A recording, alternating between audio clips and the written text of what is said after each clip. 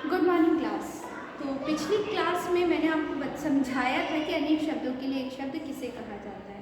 तो मैं आज आपके लिए कुछ ऐसे ही वाक्यांश लेकर आई हूँ जिनके लिए हम कुछ एक शब्दों का प्रयोग करेंगे। पहले मैं आपको थोड़ा सा पूर्व ज्ञान करवा दूँ कि अनेक शब्द के लिए एक शब्द किसे कहा जाता है। अनेक शब्द या अनेक शब्दों के लिए एक शब्द से क्या अभिप्राय होता है। अनेक शब्दों के लिए एक शब्द, ठीक है, यानी कि जब हम बहुत सारे शब्दों के लिए एक शब्द का प्रयोग करते हैं तो उसे हम अनेक शब्दों के लिए एक शब्द कहते हैं। या फिर वाक्यांशों के लिए प्रयोग किया गया एक शब्द, वाक्यांश के लिए प्रयोग किया गया एक शब्द अनेक शब्दों के लिए एक शब्द कहा जाता है। तो इसी के लिए मैं आपके साथ उस दिन मैंने आपके साथ कुछ और वाक्यांश जो थे वो आपके साथ साझा किए थे। आज मैं आपके लिए कुछ और अलग से वाक्यांश लिख कर लाई हूँ जो मैं आपको आज थोड़े से आपके साथ समझाती हूँ या आपके साथ साझा करती हूँ। तो अनेक शब्दों के लिए एक शब्द से क्या अभिप्राय है, इसका मैंने आपको बताया कि अनेक शब्दों के स्थान पर प्रयुक्त होने वाले एक शब्द को अनेक शब्दों के लिए एक शब्द या वाक्यांश के लिए एक शब्द कहते हैं। जैसे गांव में रहने वाला, ग्रामीण। गांव में रहने वाले में आप देख रहे हैं कि 4 शब्दों का प्रयोग किया गया और उसकी जगह हमने एक शब्द प्रयोग किया है जो कि है ग्रामीण। इसी तरीके से मैं आपके लिए कुछ और शब्द लेकर के आई हूँ। जैसे लिखा है, नीचे दिए अनेक शब्दों के लिए एक शब्द लिखिए।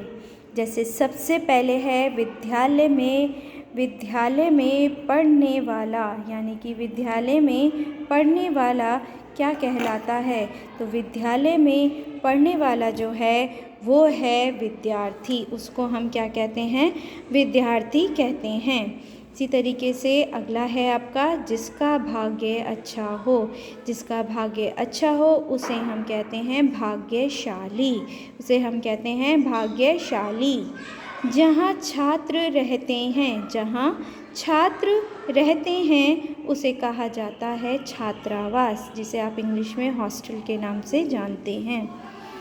अगला आपके पास है, जहाँ जाना सरल है, यानी कि वो रास्ता जहाँ पे जाना है या वो जगह जहाँ पे हम आसानी से जा सकते हैं उसे कहते हैं सुगम। दर्शन करने की चाह रखने वाले, दर्शन करने की चाह रखने वाले को हम दर्शनार्थी कहते हैं। दर्शन की चाह रखने वाले को क्या कहते हैं, दर्शनार्थी कहा जाता है। इसी तरीके से आपके पास अगला है, नाव चलाने वाला। नाव चलाने वाला उसे हम नाविक कहते हैं। अगला आपके लिए है, अचानक होने वाला, यानी कि कोई कार्य जब अचानक हो जाए तो हम उसके लिए क्या शब्द का प्रयोग कर सकते हैं, तो अचानक होने वाले के लिए हम आकस्मिक शब्द का प्रयोग करते हैं। अचानक होने वाले के लिए हम आकस्मिक शब्द का प्रयोग करते हैं। जिसका आकार हो, जिसका आकार हो उसे साकार कहा जाता है, और जिसका आकार ना हो, जिसका आकार ना हो उसे निराकार कहा जाता है, और जिसका आकार हो उसे साकार कहते हैं। जिसके आर पार देखा जा सके उसे पारदर्शी कहा जाता है, और जिसके आर पार ना देखा जा सके उसे अपारदर्शी कहते हैं। इसी तरह से जिसमें भय ना हो, तो जिसमें भय ना हो उसे हम निर्भय कहते हैं, और अगर मैं इसकी जगह लिखती कि जिसमें डर ना हो तो उसको हम निडर कह सकते हैं। निडर कहते हैं, निर्भय और निडर दोनों का जो अर्थ है वो एक जैसा है, लेकिन यहाँ मैंने भय शब्द का प्रयोग किया इसीलिए निर्भय, और अगर मैं यहाँ डर शब्द का प्रयोग करती तो निडर आता। तो इस तरीके से मैं आपके लिए कुछ वाक्यांश लेकर आई थी। रहे आपके इसके जो भी उत्तर हैं वो अभी मैं आपको अभी दिखाऊंगी उसका भी, ठीक है। अगला प्रश्न मेरे पास जो था वो ये था कि वाक्यांश के लिए सही शब्द पर गोला लगाइए। वाक्यांश के लिए सही शब्द पर गोला लगाइए।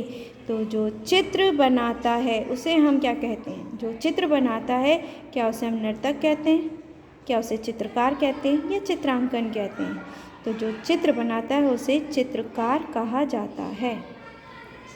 जो विदेश में रहता है, जो विदेश में रहता है, स्वदेशी कहते हैं, विदेशी कहते हैं या देशी कहते हैं।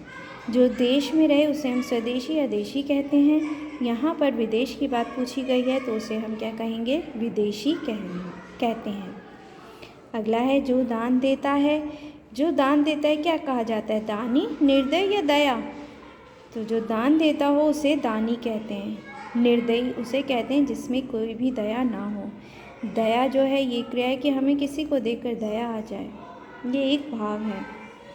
किसी भी बात को जानने की इच्छा, जब हम बहुत किसी चीज़ को जानने के हैं तो उसे हम उत्सुक भी कहते हैं, ठीक है। या फिर हम उसे क्या कहते हैं, जिज्ञासु। उसे हम क्या कहते हैं, जिज्ञासु।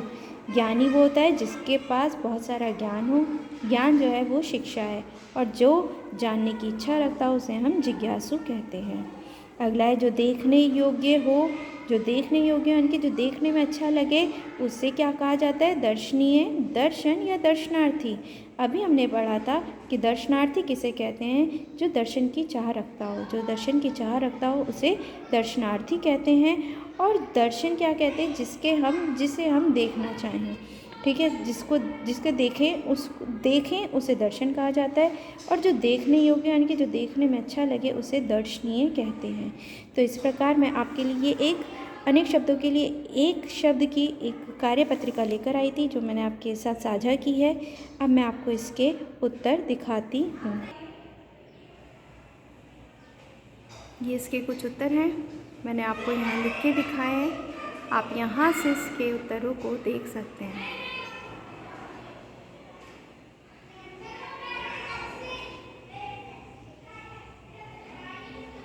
आशा करती हूँ कि आपको समझ आ गया होगा। तो हम अगली क्लास में मिलते हैं और कुछ नया सीखते हैं। नमस्कार।